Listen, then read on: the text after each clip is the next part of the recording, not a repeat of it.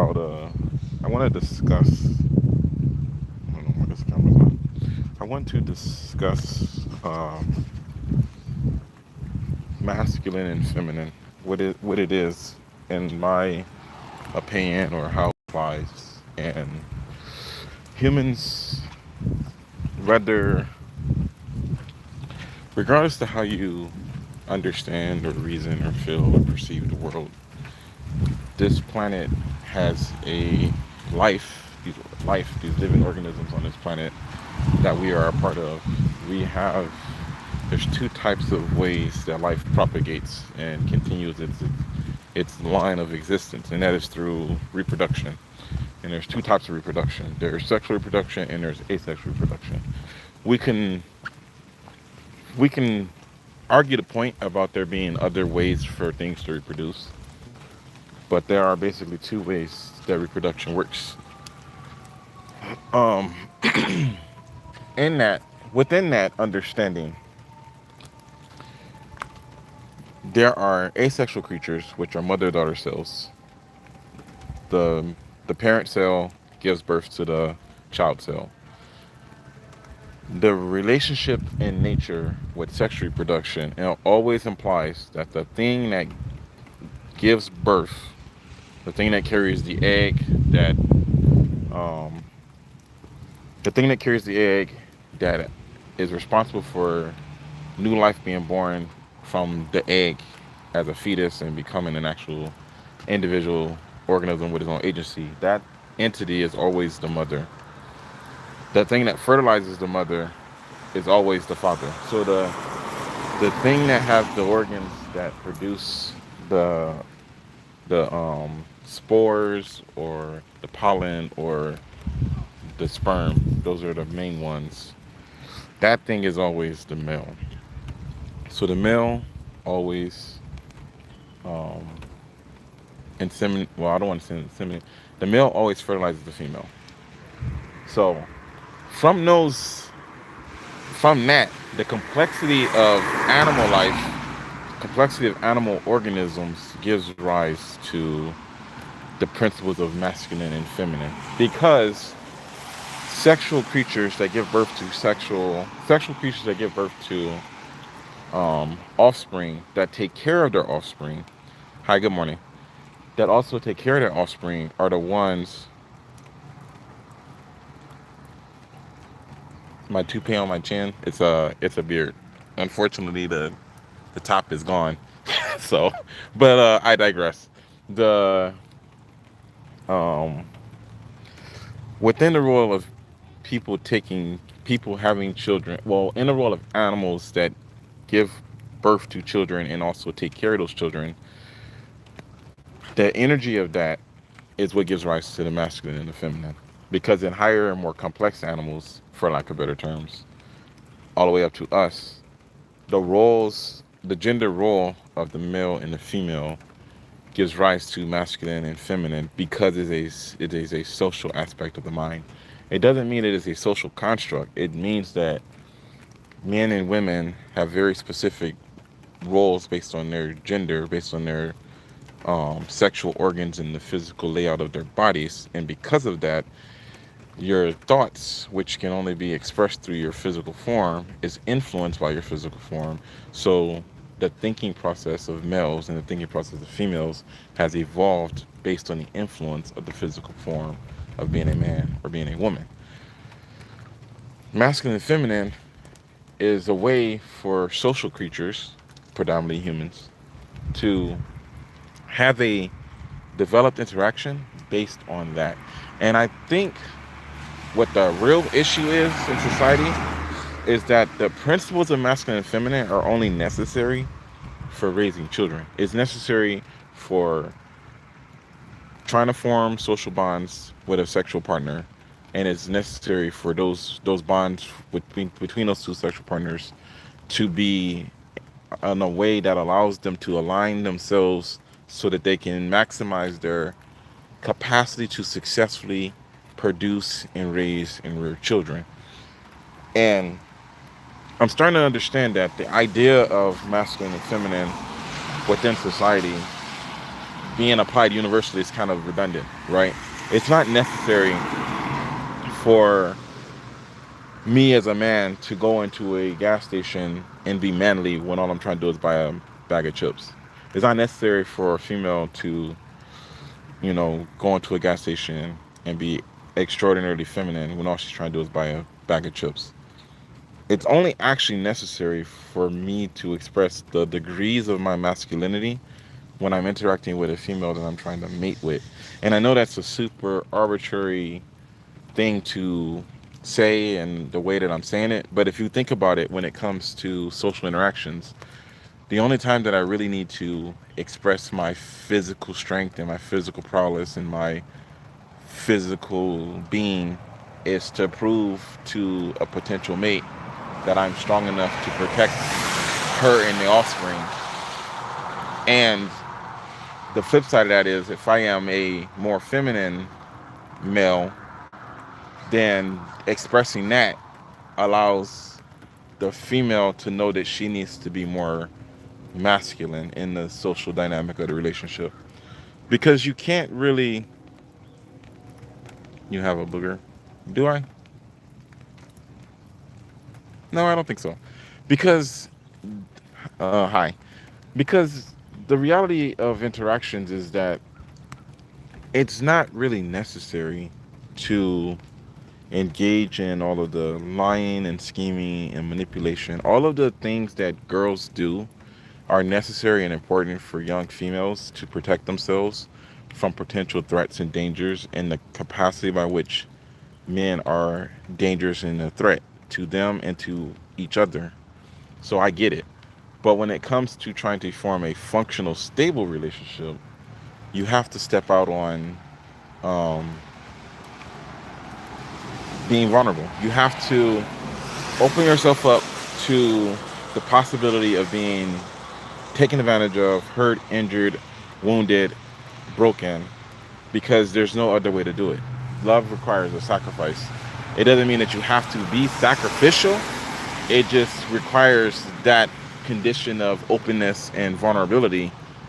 Otherwise, you're not going to get anywhere in life. You can't be a coward and walk up to a girl and get her number. That just doesn't work.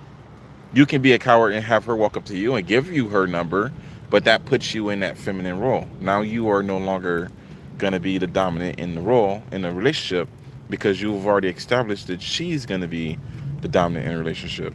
You're not going to stop being a man, you're not going to stop being a male, but the social dynamic at the beginning of your relationship is going to be established, and it will take time to adjust that energy, especially if you find yourself dealing with a very masculine female. So what does it actually mean to be masculine or feminine as a human being? It really doesn't mean much. It's just an arbitrary term. I look at men and women as, I think the best analogy that I have is a pilot and a co-pilot. And the reason why I like using the pilot and the co-pilot analogy is because what qualification does the pilot have that the co-pilot doesn't have? In what way is a pilot more qualified to fly an aircraft than a co-pilot? There isn't one. They should both be equally qualified to fly the craft. They should be both equally qualified to do everything that is necessary in the craft that is required of that craft to take off the ground, stay in the air safely, and land safely. Otherwise, the co-pilot is redundant and you should just have two pilots, right? The term pilot and co-pilot is what is necessary so that one person can be in charge and lead and the other person is going to be in a supporting role for that other person. And I strongly think that the very nature of being men and women, that is how it works. Women naturally and inherently support men, and men naturally and inherently support women. However, because it falls to the man outside of human society, when you're living in the wild, surrounded by animals and wildlife and creatures that are trying to eat and kill you or protect themselves from you, it falls to men to be the primary person that is going to make decisions that are going to potentially cost him his life to provide for a woman and his children. So since the man has to make the decision if he's going to hunt a gazelle or a lion, It falls to the woman to be the co-pilot and provide extra information or extra advice on how to be successful.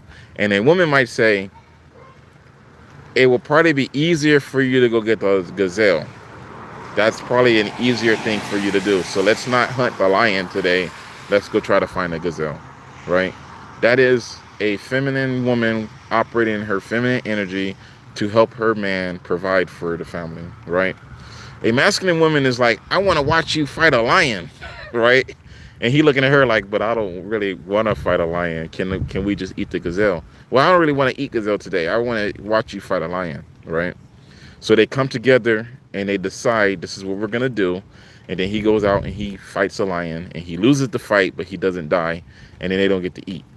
Modern women, this is the problem with modern women. Instead of acknowledging that the advice that she gave is part of the result of why they're not eating, she's gonna just try to get him to understand that he's not qualified or good enough for her because he couldn't do things the hard way. Why am I fighting a lion if the option to fight a gazelle is there, right? That is a masculine woman operating her masculine energy. Now here's the other side of the masculine woman operating her masculine energy. You can help me go fight this goddamn lion since you want lion that bad. Let's work together because I'm a pilot and you are also a pilot. We just call you a co-pilot because it doesn't take two people to fly this craft. But since it's going to be harder for me by myself to fight this lion, why don't you help me fight this lion? Why don't you help me go get the thing that you think that we should have because you want it instead of the thing that we actually need, which is just meat from a gazelle, because you don't want to just settle for less. You don't want to have less than what you feel like you deserve, which is understandable because you could find a guy that is bigger and stronger and more powerful and can go fight a lion. But what you don't want to understand in the moment is he also might not always 100% be able to kill a lion. But you being a masculine woman, you can say whatever you want to say to defend your position in the moment without thinking about the long-term consequences of the relationship dynamic and what it's going to do to us long-term as being in a relationship, right? So I don't know. I guess it's just me ranting and raving, but I feel like there is we understand what a lie is. We understand what deceiving is. We understand what cheating is. We understand what breaking rules is. We have all of this understanding of these things. There seems to be this condition within the feminine where they believe that it's okay for them for some reason to bend and break rules and regulations and ordinances and still feel validated, right? If you're running a marathon, like what's her name? I'm probably saying her name wrong. I'll pull her up and show you what I'm talking about. It'll be easier that way because I'm terrible with names. Let me find her on my other phone.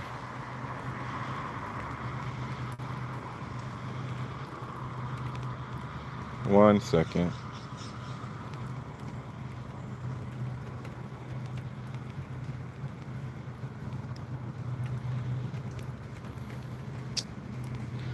And of course, it's not gonna let me find her.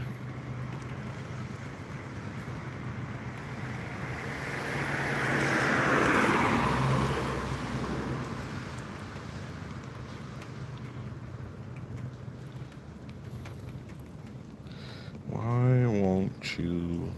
Because I'm pronouncing her name wrong.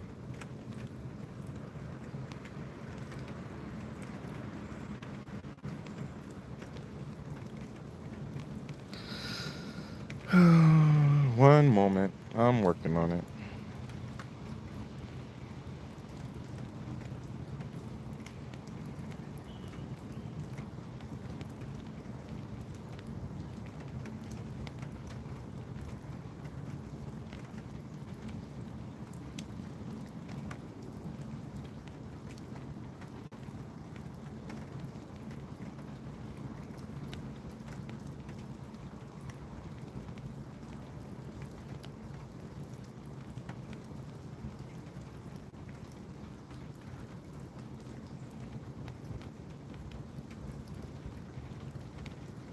Come on.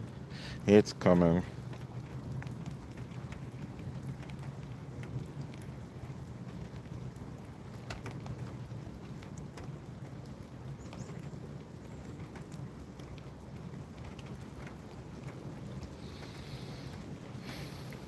I didn't even ask it to give me a picture. Why did you give me a picture? Oh my God. Anyway, I can't remember her name. It's like Chikara or something. She's the fastest, one of the fastest Olympic runners in the world. She's African American. And when she was racing the first time, she beat the world record and she became the fastest woman to run. And they disqualified her because of racism. They disqualified her because she had took a drug test and it came up positive for marijuana. Now she explained that as a human being, with all of the things she was going through and all of the trials and tribulations she had in her life, her grandmother had passed and she was having issues and dealing with a lot of stuff.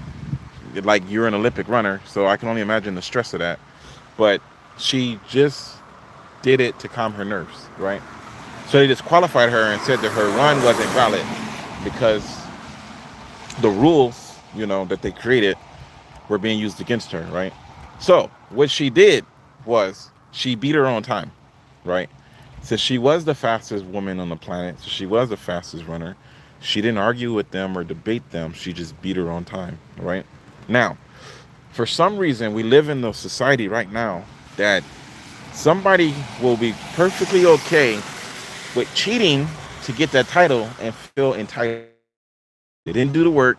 They didn't go out there and actually put in the actual work and things and labor the way that was necessary to labor to achieve the objective. They just feel like if you show up to an event, no matter what it is, and you can get around actually doing the things you're supposed to do, following the rules, obeying what is necessary, as long as you're told that you won or that you were successful or that you did it and you get the prize at the end, since all you wanted was the prize, it seems to be okay.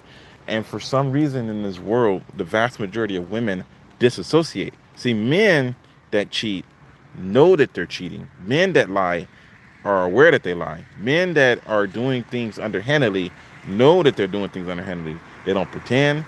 They don't try to make it something that is not. They will go out of their way to communicate to you, I'm fully aware that what I'm doing is not correct, but I need to get this done. Women disassociate and disillusion themselves into believing that I'm not cheating.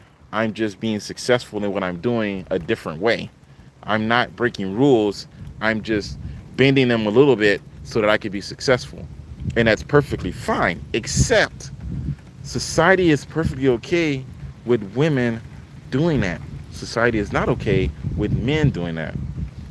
So a lot of times the conflict between men and women becomes women want men to move the way they move, which is corrupt, incorrect, dishonest, and all that other fun stuff that goes with that, while not understanding that we are held at a different standard than you. And while you might be able to hit somebody with your car and get probation and have to do community service, if I hit somebody with the same car, I'm gonna go to prison for 10 years because they want free male labor in the federal prison. So when I'm pushing against your statements or the things that you're saying as a man, it's not because I'm lazy or stupid or don't understand the world or the reality of this or that. It's because you're asking me to sacrifice my life for something that you don't actually need or want. And you don't want to understand that as the pilot of the aircraft, I need to make sure the aircraft takes off successfully, flies through the air safely, and lands at its destination safely. That is my primary concern. And even if you can't see all of the protocols and the safety measures that are required for that to happen as a co-pilot, you know all of the stuff that I know, and you understand everything that I know. So it is not my responsibility to keep you on track with being honest, kind, respectful, and humble. It's not my responsibility. And if you want to deviate from that and get offended because that is what you're trying to do, I don't have time for that. And a lot of the manipulation that men and women engage in when it comes to being in a relationship, it's always a woman sees a good, decent, honest human being and wants to corrupt him just enough so that he can move like a liar and a cheater and a deceiver. But simultaneously, they don't want to be in a relationship with those kind of guys. They want us to disassociate doing the wrong and breaking rules and regulations with the association of I'm doing something wrong, I'm breaking rules and violating regulations. I can't do these things because if I get in trouble, I'm going to go to jail, or I'm going to have to pay a fine, or I'm going to be caught out as a fake and a phony and a loser. That social dynamic for men is totally different than that same social dynamic for women. And I think that's where the main disconnect comes from. And I think the foundation of that is the idea of corrupted understanding of masculine and feminine. Women think that being a masculine man means that she's strong and independent and going out and making things happen and moving in male spaces and talking like a man and walking like a man and doing the things that men do. Well, the most important thing that a man is supposed to be doing is being honest and humble, protecting and providing. If I'm a protector, it makes sense to me not to go break into somebody's house and take their shit. If I'm a protector, it makes sense to me not to have some random person at gunpoint asking them for their Jordans so that I can go home to my girl and get disrespected and be told that it's not enough. Why don't you have 3 pairs of Jordans? But the masculine women don't want to understand that. The masculine women don't see that. It's just, I don't know, it just goes over their head. And the feminine women, they kind of get it, but they move into this space of wanting to be insecure and wanting to be extra protective and wanting to just exaggerate the reality of the world and not even understand how to be a rational person. Like, you want to be what? An infant? You want to be a child? You want to be told what you want to hear? You want to be given the things that you want to be given? You ask me for something and I tell you that this is the requirements for you to get that thing, and you don't want to wait. You don't want to be patient. You don't want to understand. You just want to whine and complain and bitch and moan and remind me that I can get it somewhere else faster. Well, go get it somewhere else faster, because I'm trying to be an honest, decent human being, and you want to go out into the world and engage in getting things faster from people you don't know that are going to do it faster by breaking rules, violating laws, right? So go get it faster. Go do that. Go out into society and disassociate from understanding that you were raised to be a decent person and engage in the behavior of a not decent person, and influence the rest of the world with that bullshit and continue to perpetuate people locking their doors and not trusting each other and not wanting to share and not wanting to communicate to you because they don't understand what you may or may not do. Keep engaging in that behavior and keep creating a standard to where we won't ever be able to get along and won't ever be able to operate on the same page, right? Keep doing that, and then keep calling it masculine energy. Keep doing the wrong thing in life and justifying it by saying you're in your masculine energy, right? Because men don't say I'm in my feminine energy and then break into somebody's house and hit somebody over the head with a gun and take their shit. We don't call that masculine energy. We call that doing the wrong thing. We call that breaking laws, right? So if you don't want to be in compliance with society, just say that shit. If you don't want to do the right thing in life, just say that shit. If you want to be a bitch, just say that shit. Just say that that's what you want to do. If you don't want to be patient and kind and respectful, just say that shit. But if you want to be a functional adult, do that shit. Don't say you want to be a functional adult. Do the things that are required of you as a functional adult to be a functional adult. So I think I've got all of the things that I need to get out today. And yes, I think it's finally time to go get this run going. So Runday. Let's get it.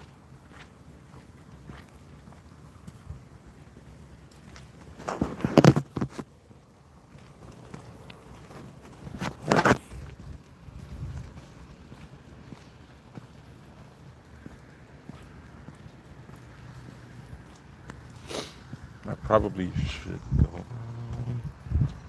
I'll be okay.